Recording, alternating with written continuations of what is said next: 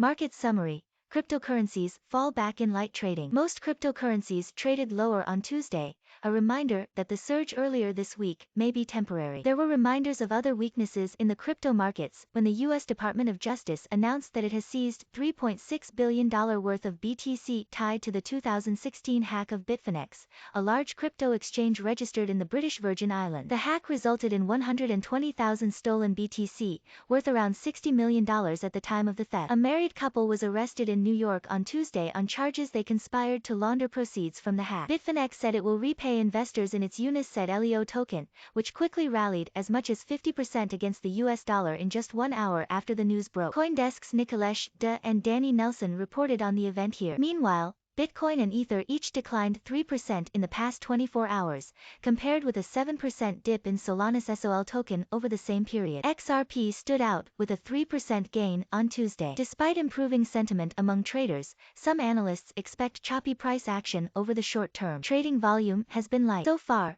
BTC has held up the $30,000 to $40,000 support level that we witnessed last year, but we aren't out of the woods yet, Martha Reyes, head of research at Bitfinex, a digital asset brokerage platform and exchange, stated in an email to CoinDesk. And when it comes to macro risks, especially as volume has been light in equities, with high volatility, some cracks are beginning to show in high-yield credit, Reyes added. The Bitcoin Fear Greed Index exited extreme fear territory last week, and it now signals improving sentiment. After spending almost 3 months in a state of fear and misery, the more comfortable greed area should be highly welcomed by tired, Arcane Research wrote in a Tuesday report. The last time the index rose from extreme lows was in July, which preceded a price rally. This time, however, the rise in BTC occurred on low trading volume, which indicates weak buying power. That could point to a short-term pullback or range-bound price action, especially as regulatory and macroeconomic headwinds remain. Towards the downside, $40,000 is the most important support level to pay attention to in the coming days,